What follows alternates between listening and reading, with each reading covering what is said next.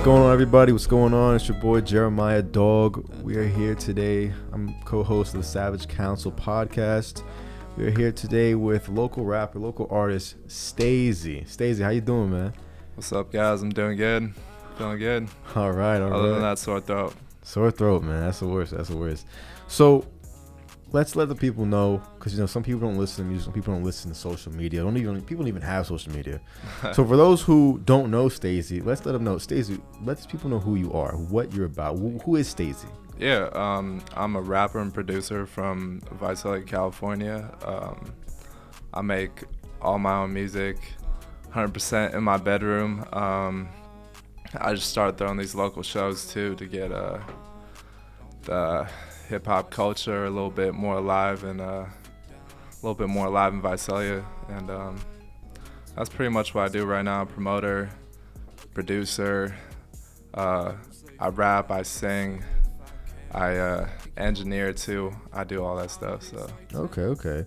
So Stazy, you rap, you produce, and you do the whole thing. Yeah, man. That's great. No, that's great, man. We need more people like that. We need more people who's definitely, versatile. Who's definitely, they're not just stuck on, I'm just gonna rap, but a lot about different other aspects in that umbrella field. You know what I mean? Yeah, I had to. Yeah, man. I mean, honestly, I'm gonna tell you like this, Stazy. When I first heard of you, I think I didn't hear it. Actually, I would say Aaron put me on, but Aaron didn't put me on. Shout out mixed by Aaron, by the way. But I think it was when you had commented on one of my photos back, I want to say maybe November, December, maybe even before that. Yeah. And you said something, I think you said something like, keep pushing or something like that. Yeah. That's when I looked at it, and I noticed we weren't following each other. That's when I looked, and I was like, Stazy. Yeah. Who's this? And I clicked on the profile, and I was like, okay. I saw Aaron was following you, people were following you. So eventually I followed you. Yeah. And that's when we started, I started listening to your music and seeing what you were doing. I was updated with you. I was just like, dude, this guy, like, his music is different. You know what I mean? It's something sure. You don't hear nowadays. You know what I mean? So let me ask you this, Stazy. How long have you been doing music? I've been making music since my junior year in high school, so it's been about 3 years now. 3 years since you've been making music? Yeah, it's been about 3 years now. Dude, that's a long time, man. How old are you, Stazy? I'm 20. 20? Yeah. So you're making music just turned 20. Oh, happy birthday. I mean, a little bit. A few months ago. Not today. Yeah. But yeah, I'm early in my 20. Okay, that's good. Yeah, that's good. So for 3 years you've been making music. What inspired you to make music, or who inspired you to make music? Dude, a lot of different stuff. I just got really into like hip hop music and like interviews, all types of stuff like that. And because I didn't really, for a while I was like super into skateboarding, and like obviously I'm still into skateboarding, but right. I messed up my hip super bad. Was out for a year. I couldn't play soccer either. That was a big part. Like I was pretty much immobile, so like I wasn't hanging out with the same friends or anything like that. And that's when like I kind of got super deep into like music and just like listening rather than making music. I was just listening to new stuff and trying to figure out what I liked and shit like that. And then through that, I had like a couple of friends in the beginning of high school who were like trying to make music. They were doing their own thing, like freestyle rap and singing and all that stuff, but I don't think they were serious enough about it to like actually go out and learn how to record themselves and make their beats and whatever. So and I think so I started off as a producer, and for me producing was like my way to kind of get into like making music, because I felt like maybe at the time I wasn't necessarily as confident in myself to the point where I could just like start like putting out rap songs or whatever. So but I was like, okay, but I can make beats. So I started doing that, and eventually I bought a mic, I bought all the recording equipment, and I started having people coming over recording at my house. So that's where it all started pretty much for me. Oh, okay. Wow. So that's you've experimented with a lot of different things, a lot of different people. You know what I mean? For Producing sure, yeah. and making beats, and then hearing beats, and then just going off of that and making your own stuff. For sure. That's good. That's good. Who do you think? because you know what, real quick, there's a lot of rappers here in Central California, even Visalia in general, that they don't really have that versatility. You know what I mean? Like people just want to stick to produce, and there's nothing wrong with that. I'm not taking away from it at all. But I feel like if you want to be in that craft, you want to know all aspects of that craft. Oh, for sure. You know what I mean? The thing is, it's gonna help later on, but for me, really, it was more out of necessity, like right. Nobody else gonna go record for me. At least at the time, I didn't know anybody else who was doing, recording, making beats. I didn't know anybody when I first got into this. I just knew some homies who were like, okay, like I kind of want to experiment, and I already had that inclination to dive into making music. So that's pretty much where I started, and it was like, if I wanted to make music, I was gonna have to, learn how to do all these things myself and do it that way, rather than I didn't have another homie who was already doing recording. Like for me, it was just like, if I wanted to do it, I had to, do all these things to get there, Oh, of course. I mean, I feel like it's not just gonna come overnight. It's definitely gonna happen in steps. For sure, yeah. And even if you got to make weird steps, as in going from rapping and writing one day to producing on the computer the next day, you're still making elevated steps. It's just in a different aspect. Yeah. You know what I mean? That's good though, man. That's good. You don't hear that a lot. Hear it a lot at all. So as an artist, as a rapper, who do you think? And you can give me anybody from old to alive to 30 years ago to yesterday that you heard. Okay. Your top 3 artists right now that inspire you. Oh man, there's so many, man. Is that right? There's so many out there. I draw influence from everybody. You don't even know, literally everybody. But people who I'm really inspired by right now. I don't know if you heard Smino. Smino, yeah. You heard Smino? I'm familiar. Yeah, he's crazy, dude. And my music's nothing like him, but I feel like he's one of the best rappers of our generation. Right. For sure. But he also has this kind of R&B thing that he's doing. He's got it's definitely different. He's got his own sound. He's one of the guys who I'm I'll be listening to everybody, bro. Travis Scott's a big influence, obviously. My first big influence was probably J. Cole. J. Cole. Yeah. Okay. Yeah, and that's how my music used to sound. It used to sound, exactly like J. Cole. I was trying to, emulate that style back when I was in high school or whatever. And now it's obviously in a whole different direction, but now I'm just having fun with it, Yeah, now you got your own wave. Yeah. Stazy the wave. Yeah, I got the own wave for sure.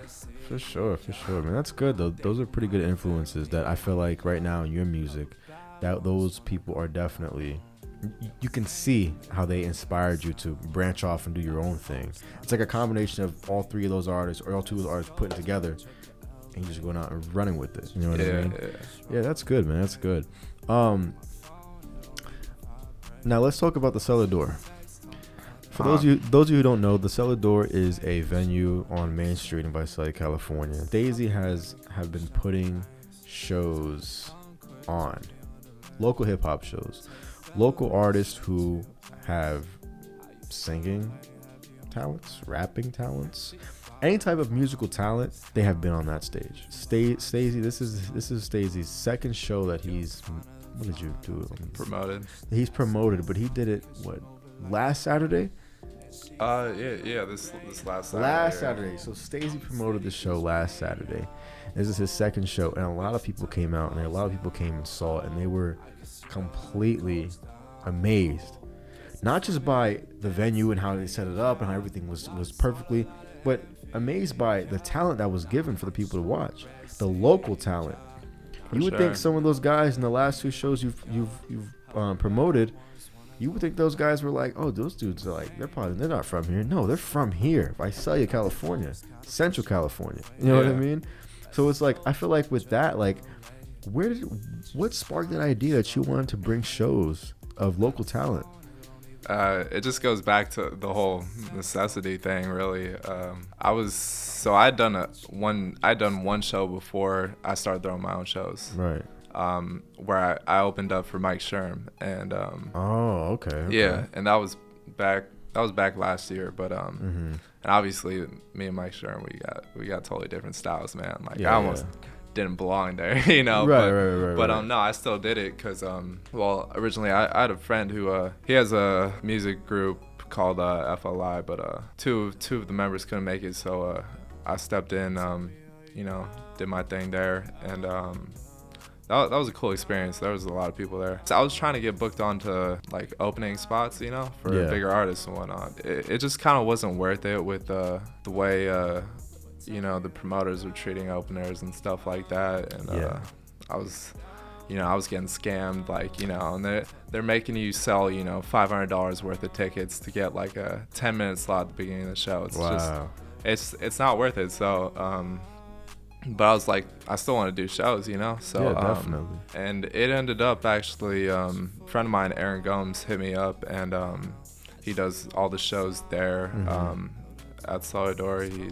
He's got Sound and Vision. That's his nonprofit organization. He hit me up, asked me if I wanted to put some shows together, and I was like, heck yeah, you know? Yeah, of course. Like I was actually about to ask him like if he was interested in doing the same thing, because I just found out about him. So, but yeah, that's how that got set up. And we did the Wavy show, then we did Seasick. That's kind of that's my brand that, you know, I put together the shows. But yeah, that's pretty much how it went. But I was just kind of tired of dealing with promoters and whatnot. I was like, I'll just throw my own show. Why not? Exactly. And nobody else was doing local hip hop shows for local artists, so why not me? Right. And you know what? I think that right there definitely opened the door to a lot of other local artists to come out and show their talent. Come out and show us, you know, your music. You know what I mean? Because, you know, social media is a huge platform. You know that. Huge platform. Instagram, Twitter, Snapchat, Facebook, you name it. It's a huge platform. So it's one thing to hear someone's music through their phone or through their headphones or whatever. It's another thing to see it live, to hear it, and to be there while they're performing. Yeah, feel that energy, man. Exactly, and that's huge. You know what I mean? And I feel like people, and I know people always say, "Oh, only bigger artists can do that, or only well-known artists can do it." No, local artists can do that. And I feel like what you did by opening that opportunity up for other local artists, I feel like that's something that Visalia needed, that the Central Valley needed. You know what I mean? I feel like, you know, your next steps, man, are gonna be high steps. I feel like you'll be able to take it on, man. You have that mentality. You definitely do. That's what I'd seen you when I first saw your performance. When I first met you, actually, performance. Thank you, man. Yeah, man, you definitely have that. Let me ask you this. So how many albums do you have out right now? Or EPs, mixtapes? Okay. I've got like, how many songs have I got out now? Probably like 38 total. That's just on SoundCloud. There's most of them I drop as singles, and then so I dropped one mixtape like right out of high school, and that was, I guess, one project. But like other than everything else, other than Love Waves, which I just dropped. Go get that Love Waves on iTunes, Spotify, go get that everywhere. YouTube, you go get that. Go ahead. Yeah. Quick plug. Thank you. Definitely. So everything other than that has just been singles, and I think singles are what works for me, at least right now. And I think it's the way to go if you're you know, just starting out, trying to build some momentum, for sure. Because you know, people might not be willing to listen to you know, a whole mixtape or a whole EP, but you know, one track that's a little bit 2-3 minutes out of your life, people are, you know, willing to listen to that, and you know, who knows? Definitely. I might actually like it. Yeah. Oh yeah, definitely. And like you said, if you haven't heard that Love Waves, go get it right now. It's on iTunes, Spotify, it's on Pandora, I want to assume iHeartRadio. It's all over. I'm pretty sure it's everywhere, man. When I was in TuneCore, I just clicked send to all. Okay. Send to all platforms. So definitely, yeah, you guys gotta go check it out, man. I'm telling you, you will not be disappointed. Not at all. It's not some mixtape someone's trying to sell you on the street. It's a mixtape that will change your life. I'm telling you. That's facts. It's really facts. What's the next step for Stazy? What's the next big break for Stazy? What's next in Stazy's life? Because you're young, you know, you're 20. We're definitely the same age. So what's next for you in your life? I think just getting out to LA is really gonna be the next step for me, and I'm planning on going to school soon. So there you go. Yeah, that's the next step. Within a few weeks, I'm planning on getting out to LA with another guy. So yeah, that's good. That's great, man. I mean, You know Vicelli's gonna miss you, right? They're gonna what? Vicelli's gonna miss you. Oh dog. yeah, I thought You know I thought you said they were gonna diss me. Oh no, I mean, Maybe. hey, nah. Might diss me for leaving. Probably they'd be upset, but nah, Vicelli's gonna miss you, man, because you know you've definitely done a lot. Yeah, Since you started, you've done a lot, man. Yeah, I'll still be involved for sure. Like, you know, I'll be involved as much as I can be. Definitely. I mean, Hopefully. your life comes first, also. You know what I mean. Your own No, yeah, for responsibilities sure. come first. No, at the end of the day, it's my city. It's where I grew up. So you know, I still gotta stick to my roots for sure. Well, Stazy, thank you for coming on the Savage Council podcast. You know, I'm sorry our main host Kenny couldn't be here today. He's out there saving the world, being a nurse for the world, man. Yeah. Good guy. Where can we find you on social media? Where you got Instagram, Snap? What you got, man? Yeah. Instagram and Twitter is Stazy the Wavy, STAZY the Wavy. Yeah, that's Instagram and Twitter. And from there, you should be able to find pretty much everything else. If you go on Apple Music, go on Spotify. Just type in Stazy to be able to find me. I'll pop up to the top, hopefully. At the top. At the top, stay at the top. You'll always be the top, man. That's no doubt. Hey, Stazy, appreciate you for coming today, man. Thank you for coming. Yeah, man. Brother. Thank you.